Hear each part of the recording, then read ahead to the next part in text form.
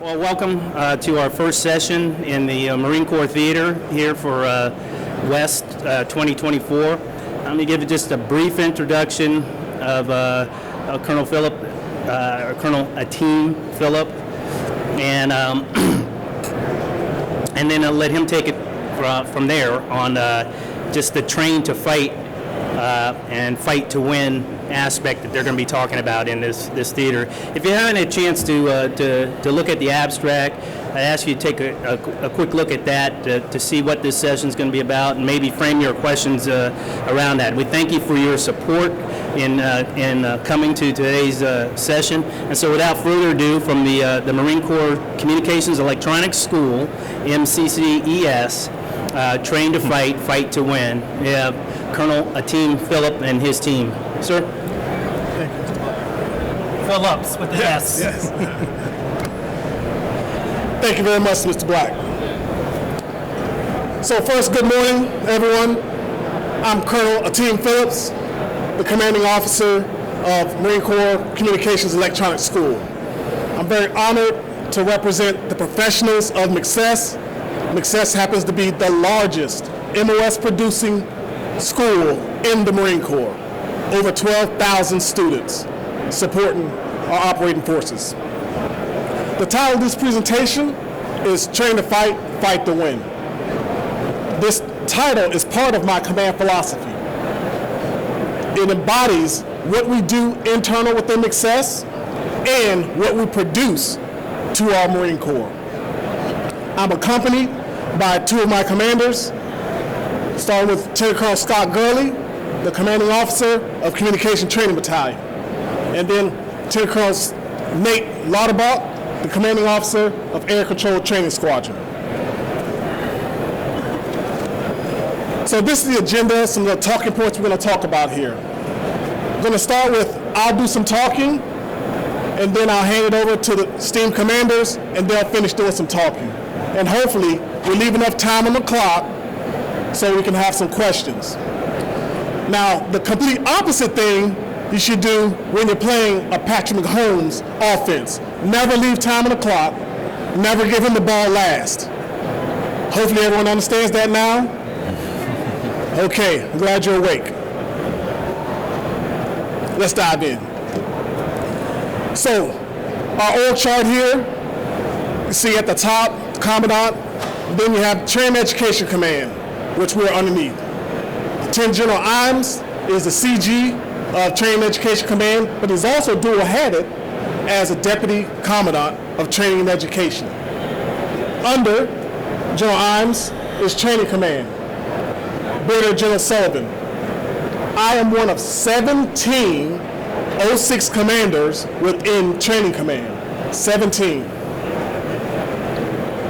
The bottom left, you'll see our mission statement. Very simple mission statement: to train Marines in ground electronics maintenance, communications, air command and control operations, and maintenance. So you see I have two of my commanders here. The third commander there in blue is not here, is up in Monterey, Marine Corps Detachment Presidio of Monterey. That commander conducts training, entry-level training for crypto-linguists. Although I have command authority over that commander, the curriculum is owned by the Army. So moving to the left, you see the Communications Training Battalion. That happens to be the largest, the third largest MOS producing OC field throughout our Corps. One OC field that trains enlisted and officers in entry-level, career progression, and advanced level training. Moving to the left again, we have Air Control Training Squadron. This is where it gets a little more interesting. There you have 4 occupational fields. 4. So at the top, you have the ground electronic maintenance. Then Company C, you have the air command and control, operations and maintenance. That's 2 OC fields there. And then lastly, you have the Explosive Ordnance Disposal Advanced Training Company, EOD ATC. So that's 4 OC fields within one commander's repertoire.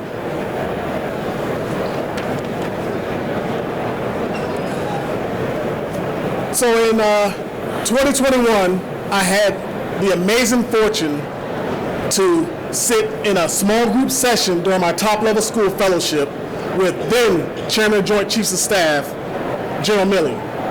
And he gave us a master class about warfare. So a couple of things we talked about there. The nature of war is unchanging. Will not change, has not changed. It is the violent clash of wills. Very simple. However, the character of war continues to change and will always change. Things have changed in our warfare, the character of warfare, starting with the smoothbore weapon, the rifle. Put a couple riflings in there, and now you can engage the enemy at a much further distance. That yielded to artillery. Artillery has a lot more destructive firepower on the battlefield. Artillery begat long-range, precision-guided weapon systems. And so no longer did you have to be close to the adversary. Now you can hand off from a ground station, fire a weapon, controlled by satellite communications, and be precision right into the adversary. That goes into another capability, as some of us are very well known about, unmanned aerial systems. Before, some folks just talked about drones, a lot more capabilities there today, in which increase the lethality of the battlefield and creates a scary thing for your air defense systems. Can you detect those small UASs? Our air defense systems have gotten a lot more sophisticated, in which you have to do some air intercept, you have to do long-range intercept, and that makes it a lot more difficult for the adversary. And so all this together simply means that the combatant that has learned to figure out how to take the technological advantage is going to be able to bend the will of the adversary to their knees. And so now we get to the fun part, fight to win. So a lot of us know our Marine Corps is the crisis response force for our nation. And we are ready to fight tonight, anywhere, no matter what. And our commandants, from General Berger to now General Smith, has definitely gave us a lot of strategic initiatives. So exactly what we're going to do and how we're going to do things. Those strategic initiatives have yielded how we're going to fight specifically. We're going to fight tonight, but we want that to be an unfair fight. Completely unfair. Tilted in our direction. And so how do we tilt that in our direction? New capabilities. A laundry list of new capabilities does not capture all of them. And so this posits the difficult question that I'm posing here. These capabilities, who gets them first in training command? Specifically, does training command get them first or the Fleet Marine Force? My perspective is the capabilities, for it to be a combat-ready capability, has to be a trained Marine plus that capability equals a combat-ready capability. And when you're pushing out this new system, is it a training system or is it an operational system? We're going to talk a little bit more about that. So within McSES, I'm positing two problem sets here that we're going to talk about. The first one, Marines awaiting training. Most of you are aware that Marines graduate boot camp, they've earned a title. Then they go to Marine combat training and they become a rifleman. Then they come to their terminal MOS course and come to McSES, and while they're waiting for a course to start, they are what's called a Marine awaiting training. And so in our steady state, the way things Marines ship to us, our steady state, usually somewhere around 300, if you will, and they only sit in that Marine awaiting training status for about a month. However, from January to about May, we have our surge. And during the surge, it gets up to 3 times that amount of Marines. And they're in that Marine waiting training status for over 45 days. And so what are we supposed to do with them? This is what I'm asking, or need. I need help. When our Marines in that Marine waiting training status, we need a modern, innovative, asynchronous, computer-based training capabilities. These Marines have phones, some of them have laptops. This is where they're going to get training. We're not going to put more instructors in there because during this surge, the instructors are in those terminal courses. That's where they are, not in the Marines awaiting training. So, second problem statement. Talked about the exact training systems. Is it an operational system or is it a training system? Most of you are not aware that within Training Command, the system that the fleet receives is the same system we're training these Marines on. We're training thousands of Marines on an operational system, and it creates lots of wear and tear and maintenance on that system. In some of our courses, we have a training system, and that training system is a purpose-built system for those thousands of Marines to get practical application. It won't break as easily. And so, what's the need that we're looking for? I want to change the connotation of a training system.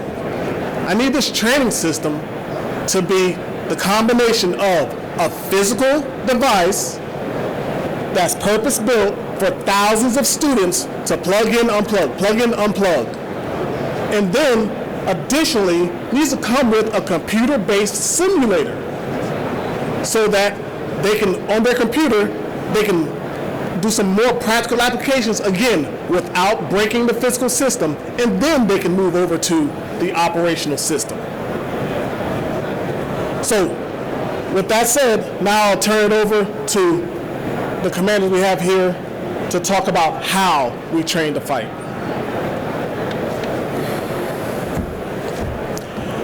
Morning, everyone. Lieutenant Colonel Nate Lauterbach here. I'm the CEO of Air Control Training Squadron. About, depending on how you count it, about a half to a third of the number of the units and personnel that are assigned to MXS. On the whole, I have about roughly, on paper, about 300 permanent personnel or so, and at any given time, from anywhere from about 700 to about 1,200 Marines in some sort of a training status.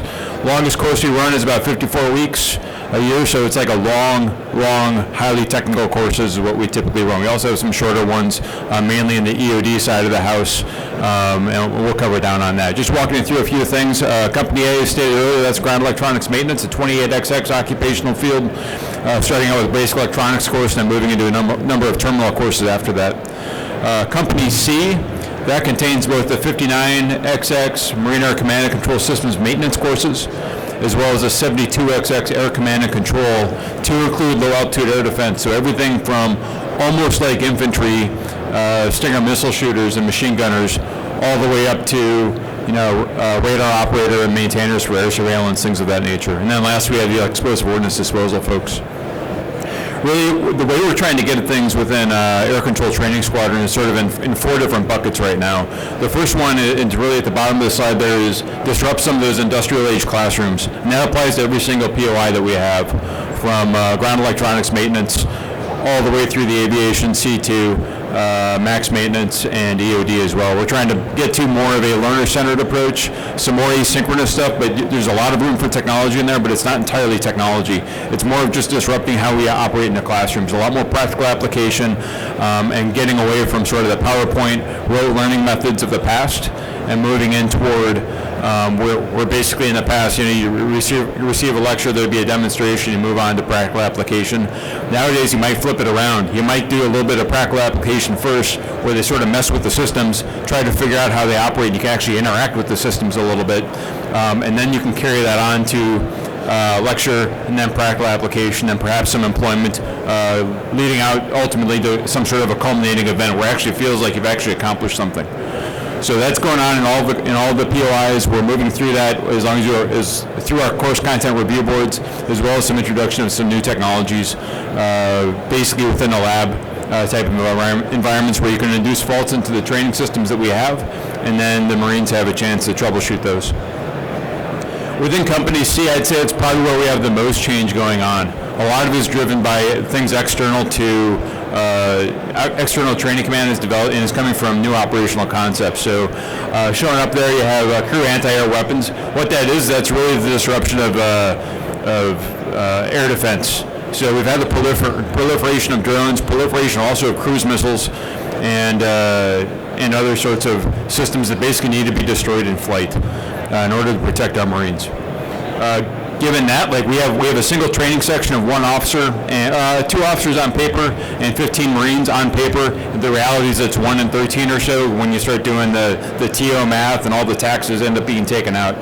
I have to source what amounts to about 3.5 battalions worth. We just had the stand-up of 1st Lab Battalion in Hawaii, in addition to 2nd and 3rd Lab Battalions here at CONUS. And also, within the 2 Marine Littoral Regiments, you have 2 Littoral Anti-Air Battalions inside of there. Right now, I have a single training section to source all of that. It's roughly a 600% increase in total boat spaces in the fleet. Plus, we're introducing brand new systems, getting away from Stinger, which, oh, by the way, a number of those are being shipped overseas, so enormous technological change there, because those are going to need a replacement. We're bringing in Mattis, which is essentially it's 2 JLTVs with radars aboard them, a command and control system, and then 30 millimeter guns, as well as missiles on board that to shoot down and address threats in the sky. And lastly, coming out within the next several years is MREC,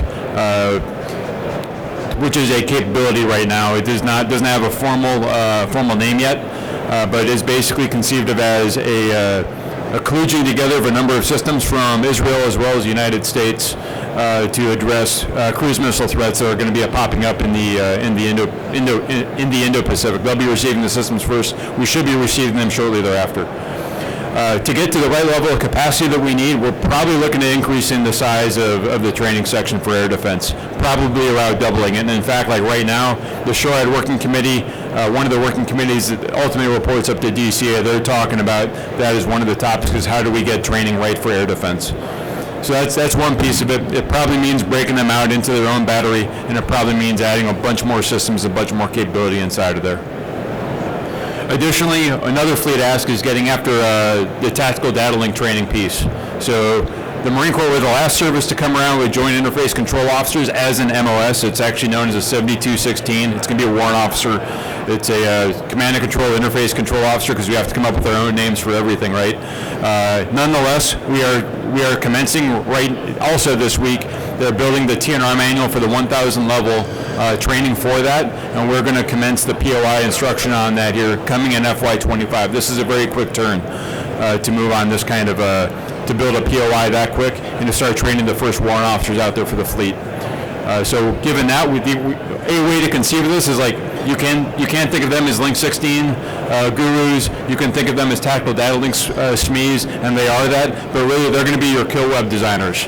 Okay, you need to find ways of merging together Link 16, Allied Tactical Data Links, VMF, J-Series, K-Series messages, and all the other sorts of messages that will be coming online so we can go and so we can realize any sensor to any shooter with any command and controller type of capability that we're going to seek to need, that we're going to need when we're trying to address a lot of the swarming types of threats out there.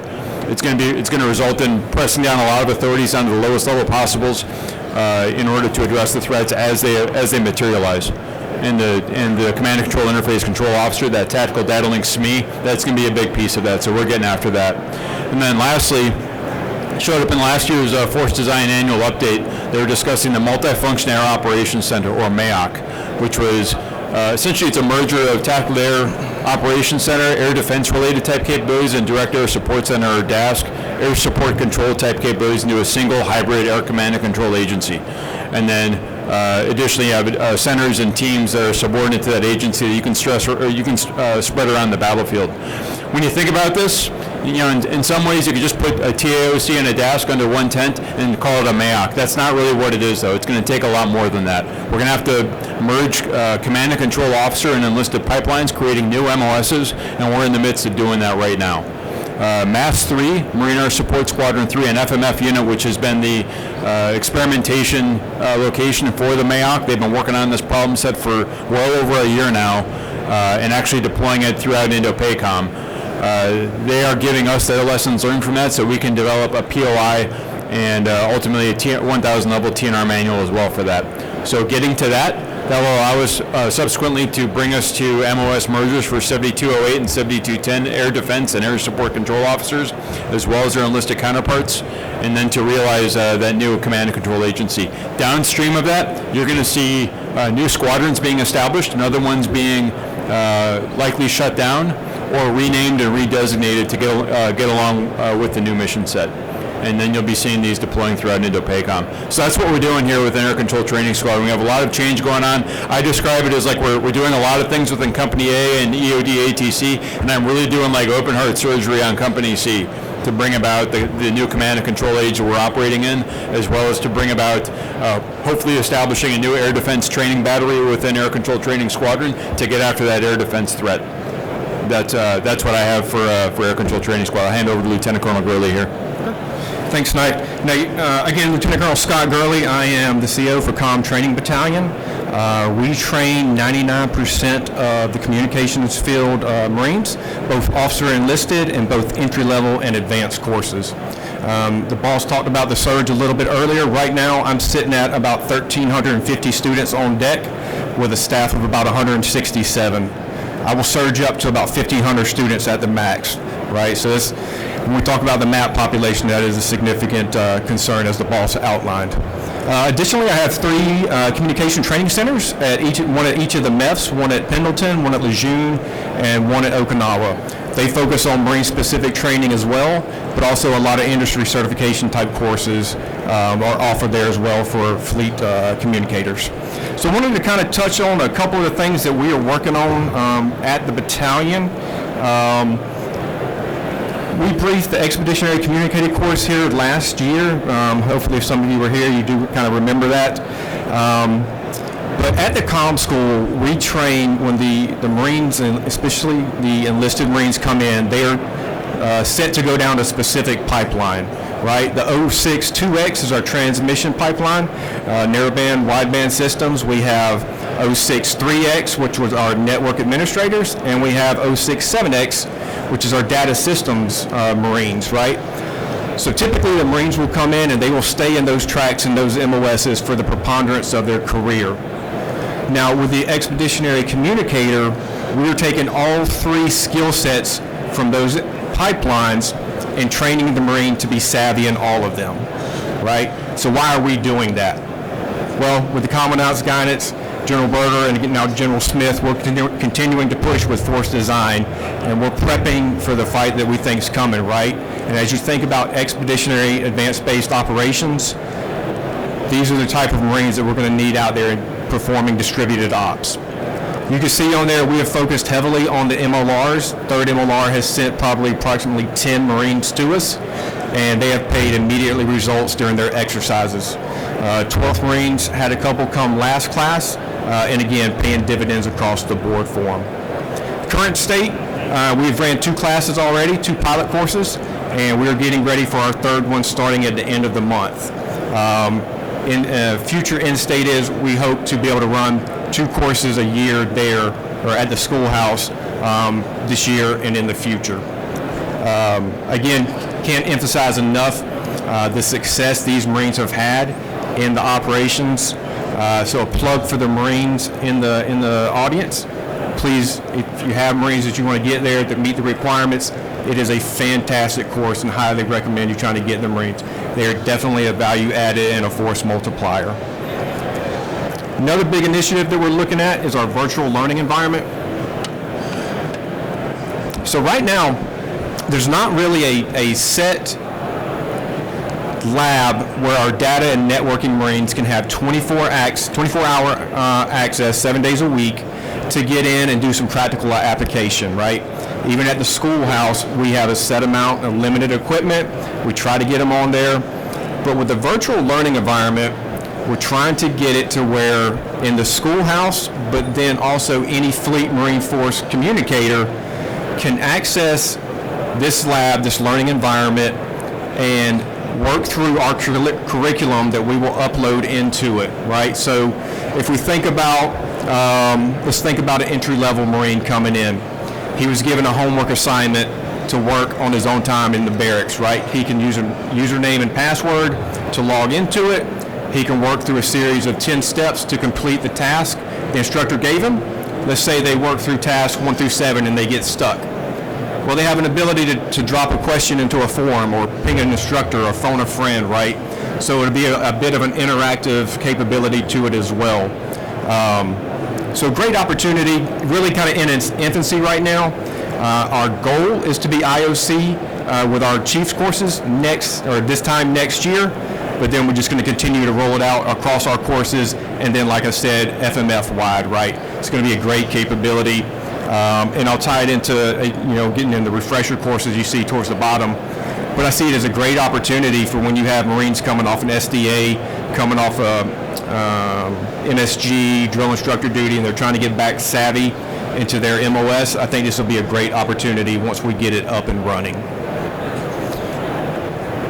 Virtual reality. This one I'm kind of excited about. This one's actually pretty cool. So our 0621 course, right? Roughly each year, I have 1,500 Marines, entry-level Marines, come through our 0621 course. 1,500. That's a lot of reps and sets on physical radio assets. So as you can imagine, cables break, connectors break, radio's going down for maintenance, right? So we're working to develop digital twins for 8 of our radio systems that the Marines can manipulate through VR headsets. One, it'll get them exposure ahead of time. They can learn how to program the radios, learn how to fill the radios with the encryption devices, understand the connections, and it just gives them overall familiarity with the systems, right? So hopefully we take that and then we actually put them on the physical piece of equipment with the hope that we kind of reduce our maintenance issues alongside that. Again, this is kind of in its infancy. We're still trying to get this stood up, and we hope to have this in our Delta Company classrooms for the 21s this summer.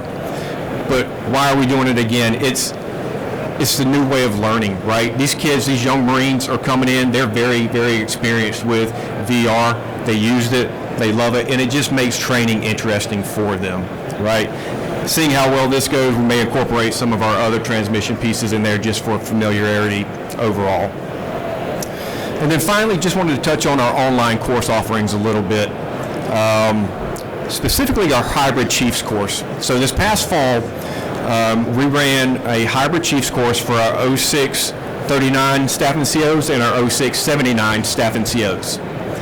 We wanted to make it a hybrid course because in the past, it has been 82 training days, which is roughly 3.5 months and 29 palms.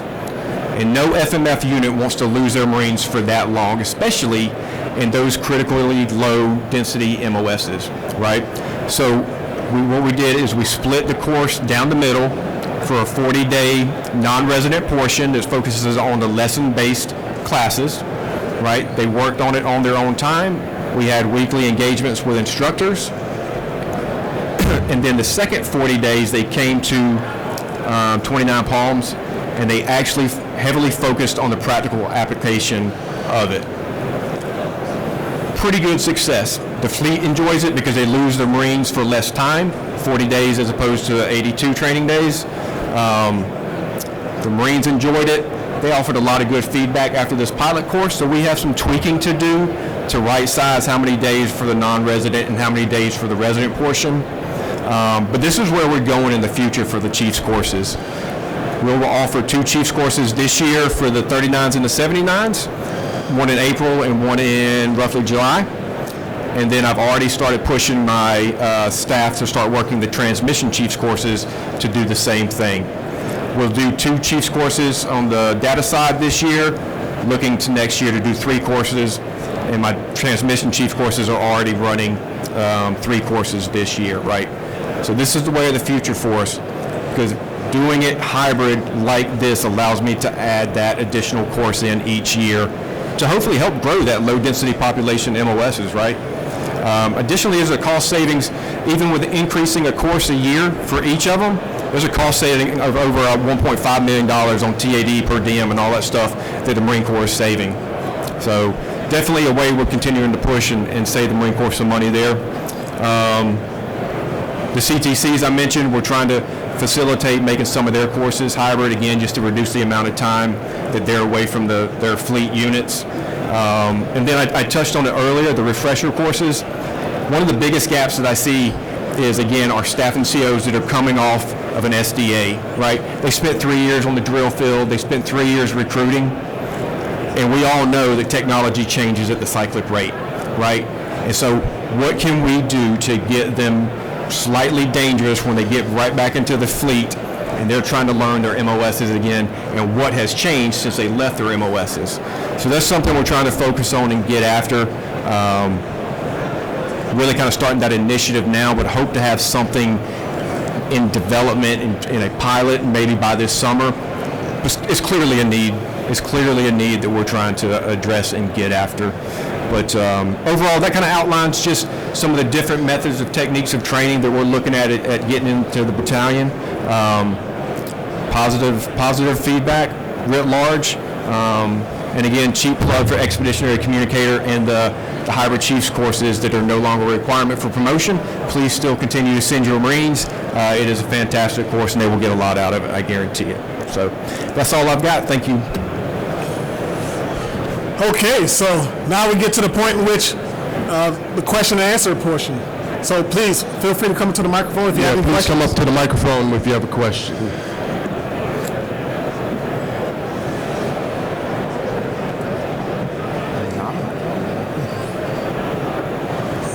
Colonel, you left too much time on the clock.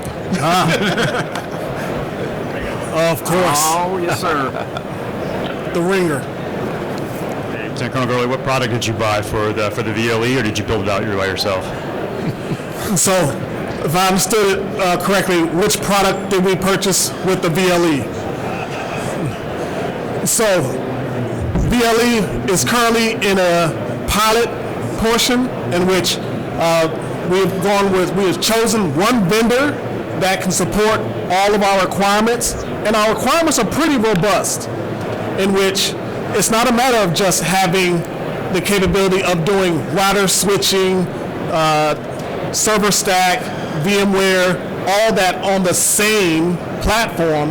It's also part of that requirement is the content. Who creates that content? We are the ones. We have curriculum developers. We want to be the ones that create that content. And then the great government, whenever we create that content and we decide we want to port it to some other program of record or something of that nature, we want to own that content. And so the vendor that we went with is, a vendor that allows us to maintain that content and port it to another range as necessary. And so those are the basic requirements that we put out there, and we're in a pilot status. Good question. All right, just need someone to crack it open. Gentlemen, Major Dominic Chevrati. I was at MAGTAF Comm Planners course this summer. We got briefs from all three of you gentlemen, so I appreciate the mentorship. I work at ESG3 on the waterfront for Admiral Peck with the Navy, and just curious to get your take on how, as communicators, we can positively influence naval integration. CAC2S is big now. Every brief I sit in with a colonel or an admiral, I feel like CAC2S is being proliferated, but and it's being installed on the big decks and LPDs. But beyond that, is there anything you think we can do to help further naval integration from a communications perspective? I think initially at the beginning is we always talk about it, but how much do we actually get down to the fleet, get on the ships, talk with the crew, like what are the struggles they have, right? I think as part of the NICPIC, we took you guys down there, comm chiefs and the chief warrant officer or the warrant officer courses go down there. I think the first part is exposure and then developing those relationships, right? Having worked at DG SIT under NAV I4, every time a MU gets on a ship, it's like we've never done it before because DG SIT is specifically there for the systems integration, green to blue side type stuff, right? So I think it's just initially is an understanding, it's a relationship with the blue side on ship, to understand the systems, and it's just that's my initial take on it. Sure. I don't know if that kind of gets to an answer, but that's the way I've always seen it with dealing with the amphib side of the house and the Navy side of the house. Yes, sir, and I think sometimes people forget too, we have a Marine detachment at the waterfront, the amphibious comm detachment that works under me, so we're always happy to facilitate. I know you all come down with all the classes all the time, which is great, so. Yeah, absolutely a great resource down there. And they assist with, again, the Muse or anybody that's getting on any blue side or any non-traditional shipping and greasing the skids there. They are a great resource to foster those relationships. From my perspective on the communication side of things, and even relating to CAC2S, in a prior life I was assigned to Air Command and Control and Sensor Netting Program Office under PDO Land Systems as one of the CAC2S guys there. And one of the initial, we called it small form factor back then, before a small form factor became a thing, basically essentially a pirated system that one of our labs built. And somehow it wound up on the USS Essex.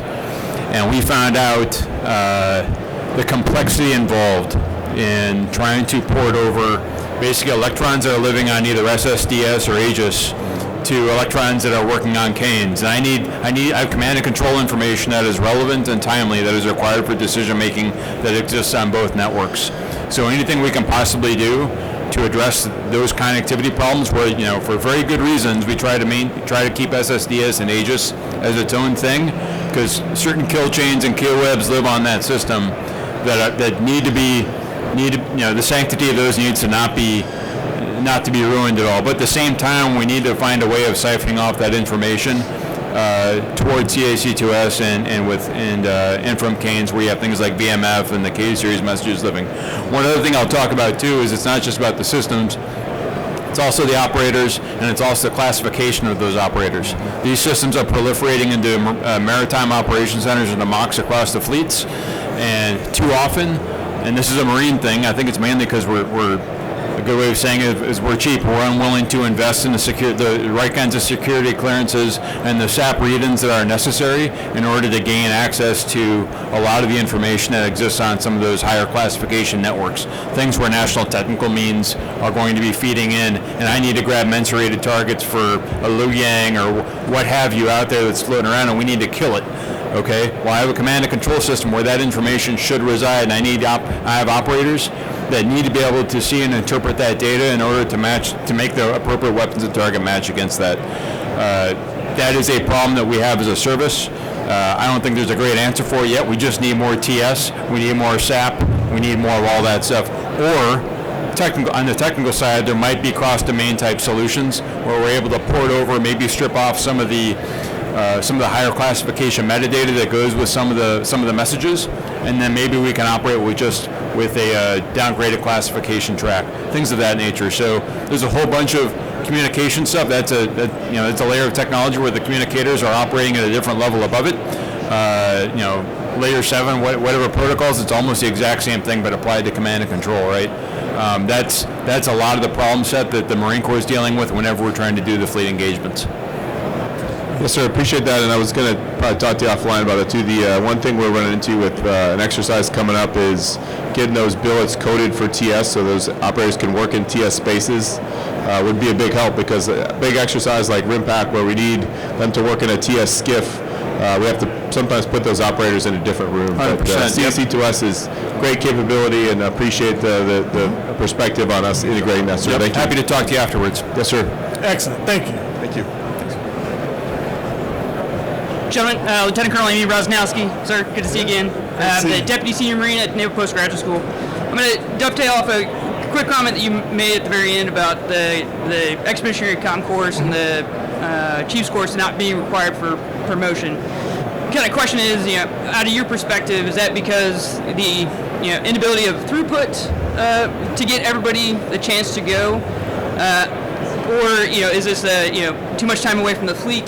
But I guess in your perspective, like, how do we change something to make Marines more competitive, but also getting through the advanced education, whether it's refresher training or initial training, to make them more competitive, one, retention, a couple of things, but just looking Yeah. for your perspective on manpower. Yeah, no, thank you. So I've been in command for 18 months now, meaning we've ran probably 4 of each classes. I've never fielded one of them on the 39 or the 79 class, right? So I have a training input plan of 120, right? So that was for FY23.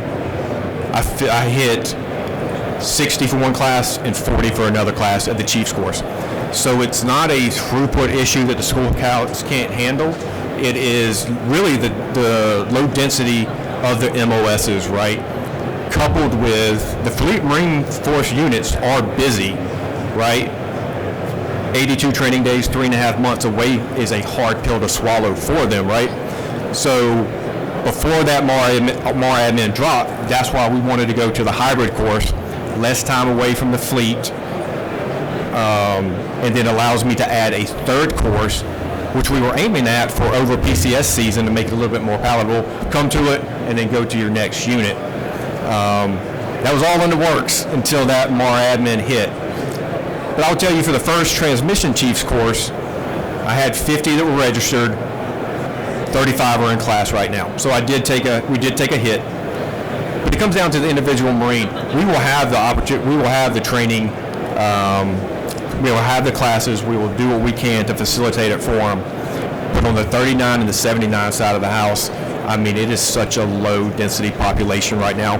We are hurting. I'm hurting at the schoolhouse. I just downgraded 79 BICs to 71s because I need somebody that can teach, and it's not going to be a 79 that I'm going to get filled with. Does that answer your question? Absolutely. Okay. Appreciate it. Thanks. Thank you. Yeah, and I'm just going to add one more piece there is, while that Marine admin message did take out a requirement to get Marines trained for promotion, that Marine admin message did not change Fleet Marine Force commanders, Marine Corps Task 1 TAC 1 TAC 2 to provide forces. More specifically, provide trained, capable, and ready forces. Great point. The fleet needs people that are trained to do their job. That has not changed. And we are still here to train your motivators to make them ready for the next fight. Yeah. Great point. Good morning, gentlemen. Sergeant Beck. I'm a radio operator with 2nd Intelligence Battalion, so this is directly in my wheelhouse. Working with 2nd Intelligence Battalion, I've seen an immense amount of creativity and decision-making, especially in degraded environments. And as these near-peer threats come to us, how are you training Marines, especially with these new tools, to work in that degraded environment and to be creative decision-makers and creative thinkers, especially when some of these systems might not be built to talk to each other? Yeah, great question, right? So we obviously have very heavily focused on what you look like in the electromagnetic spectrum, right? We've had McTissa come up, take a look at during exercises how visible we are, right? Very focused on pace, very focused on MCON planning. And then, there was one other thing, and it just escaped me, and I apologize for that. Tying that kind of into the ECC realm, which again, we're training 21s to do it all. They're taught how to do it, host nation cell networks, right? How to be undetected, hide in plain sight type stuff, right? But it's a challenge. It's a challenge, and just over the last couple of years, you start to see commanders really pay attention to that, right? So it's just exposure, it's beating the drum and letting them understand they have to be creative across the board to be able to still do what they need to do. And some of us reverting back to old stuff, right? Brevity codes, short transmissions, right? We don't have to get that crazy technologically advanced. Go back to the things that used to work for us, So we're inundating them with it to really operate in any environment based off the threat. You know what I'm saying? Does that answer your question? That does. Thank you. I'll chime in here too real quick. From an aviation perspective, our command and control Marines they're the only professional command and control Marines that we have. Like, that is like their sole job. Their sole purpose for being is the conduct of that command and control those types of tasks. I think that we are going to see a growth industry in that area. Instead of being just really a bespoke aviation C2 Marine, you're just going to see a command and control Marine. Also relying on communications, but not strictly communications. We're talking about like weapons of target match, forms of maneuver, fire sequence, but also orchestrating that across domains and using a multitude of command and control systems that are all connecting that's up together. We know the kill webs, the kill chains, what have you. So you're going to see some of that, I think. The way we get after that inside the aviation C2 world, it's simulation.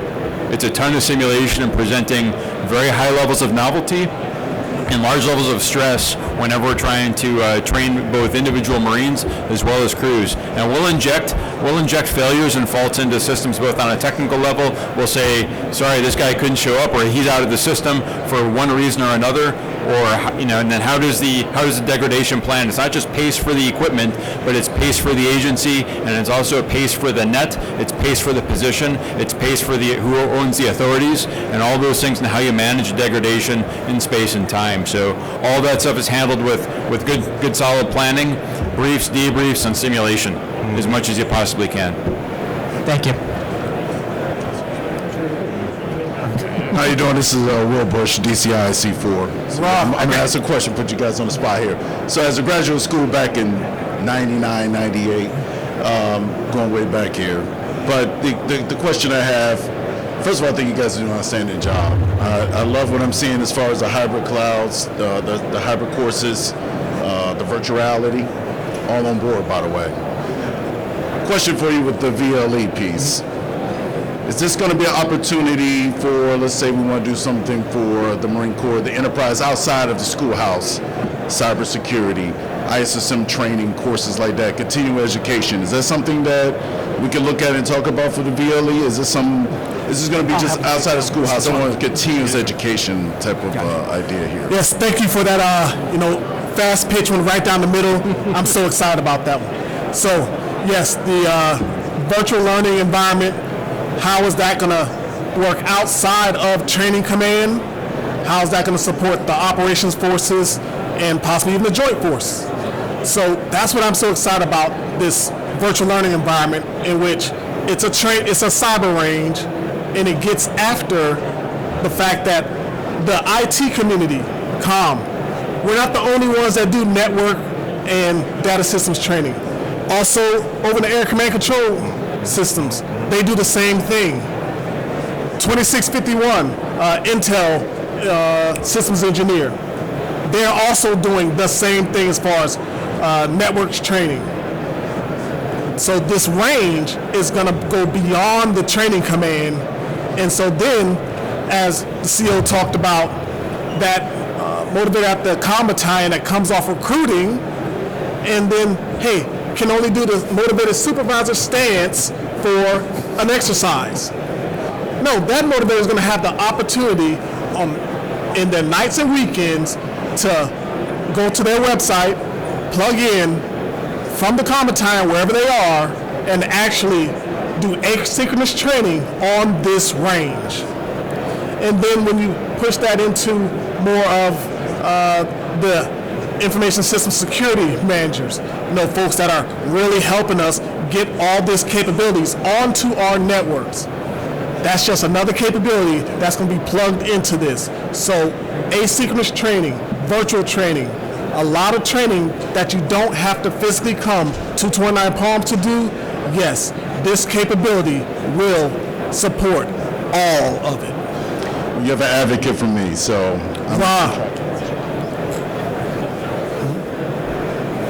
Good morning, gentlemen. Dan Norton, 2542, 4066, 0651, 59, 89, none of which exist anymore. I say that to say this. I've been a part of a number of curriculum review boards, ITS developments in my previous career.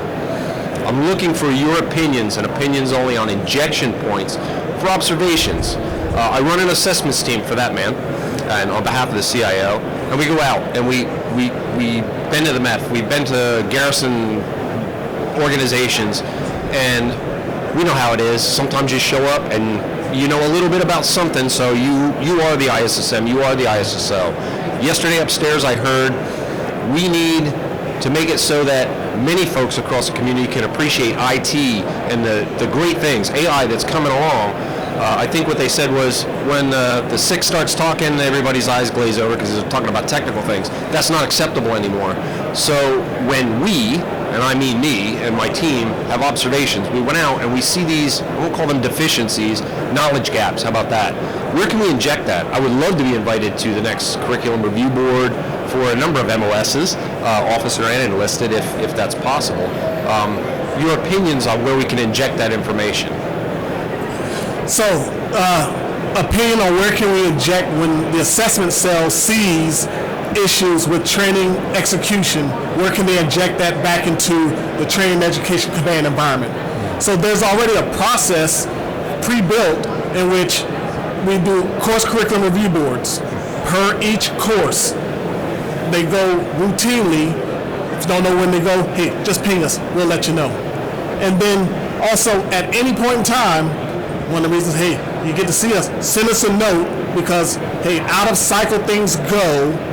Send us a note. We know when things are going to execute, so we can definitely connect you to when this next process inject is going. And so we can definitely make sure that your input gets put into the appropriate process to change curriculum so that the next folks that go through curriculum actually are trained. And so, on that note, I'd offer to you, we do have a little leeway to change POIs, treat it as a living document, right? As long as it stays within the TNR standards. That's why we try to build the TNR standards a little vague so we can make internal changes there. So there's opportunities outside the CCRBs. If you just, like I said, if you want to hit us up, we can get you connected with the right staff member, curriculum developer for any possible injects that don't need to be reviewed at the CCRB. Thank you. Thank you. And just a volunteer, I think I came in right at the point where we're short on instructors. I'll volunteer. So. I'll take you kindly. Good morning, gentlemen. I'm Gunny Coleman. I work at Mott's over in Yuma, Arizona. But my question is there any way that we can collab both MOSs, aviation and ground? There's a big separation from me going playing with the ground players and also playing with the aviation players. I got it now, right? But how can we merge the two? Nate, go ahead. Yeah, that's a complicated thing, right? There's a reason why aviation command and control ever since its very beginning has been, I'd say, bespoke. That's what it is, and professionalized, right? Because there's very specific and very platform-specific tactics that when you have two jets that are going to the merge, when I'm trying to do the air-to-ground thing, you just got to get it right. And it's just something you got to learn. You have to be able to do it repetitively, and it's a skill. It's an art, right? On the ground side, it's a little bit different. Okay, it's there's a lot of integration warfighting functions that happen in a close fight, and the way we train, the way we get good at those is sort of the Napoleonic staff system, right? So my fires guys aren't usually the same guys as my best maneuverists, and the sustainers and the intel folks and the communicators, they all come up in their own disciplines as well, right? So it's sort of a different mentality there. I think that probably the best way to get after that, I'm not sure if we need necessarily a merger, but you just need to apply the right kind of expertise at the right level within the MAGTF. My guess, if I were to, and this is just me talking, probably looking at some sort of a MAGTF command and control officer, MAGTF command and control enlisted. And where does that, what octave does that live in? I don't know. I kind of don't care, right? It's not a major problem, but at a certain point, maybe at the regimental level on the ground side, maybe a few of those folks exist. At the battalion level, probably not. Maybe I can get there potentially, but I don't know. That's probably where the merger needs to happen, is at that MAGTF level, because that's where the A and the G come together, right? And so that's where I need to have probably a degree of command and control, SMEness that sort of works across the board with that.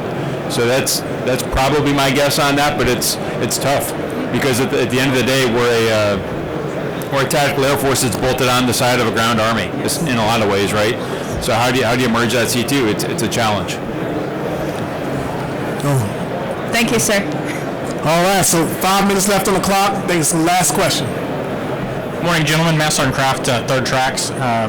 Trained as a SOC C, so I'm a huge fan of what Master Sergeant Ingersoll has done with the Expeditionary Communicator course. I would love to see as many of those folks out there in the fleet as possible. Once y'all get past the pilot stage, what do you see as the capacity for that course, and what is the appetite from the fleet to see as many of those Marines out there in the ranks as possible? I have a huge appetite for it. I'm just wondering how many other people are wanting to see scores and scores of folks go through that course. Great question, right? So I've had 2 courses already. I've trained 36 because I am taking everything out of Hyde. I'm taking equipment from my other companies. I'm taking instructors from my other companies, right? So where the current state is, we have just submitted the program of instruction up to Training Command, TCOM, to get it approved and hopefully get the additional resources there. If I was king for a day and could have everything, I would run 2 courses, 32 students each year, right, and open it up to as many folks as I can, right? Because case in point, the MWSS platoons, 0, maybe 4, actually, very little. So talking to my Comm Squadron 28 counterpart, he's supporting the MWSS with normal stuff, right? So how do I make better use out of small number of Marines that are, they're getting reduced in certain areas? I'm all about it. If I can get resource and do 3, and I can get classrooms to do 3 a year, I'll do 3 a year. But yes, writ large, the feedback has been overwhelmingly positive, and I'm trying to get as many people. When we push the message out, the classes are filling up like that, right? And we have focused on the MORs, we have focused on the infantry, the IBX battalions, right? Because they are providing us the feedback to help build that course, right?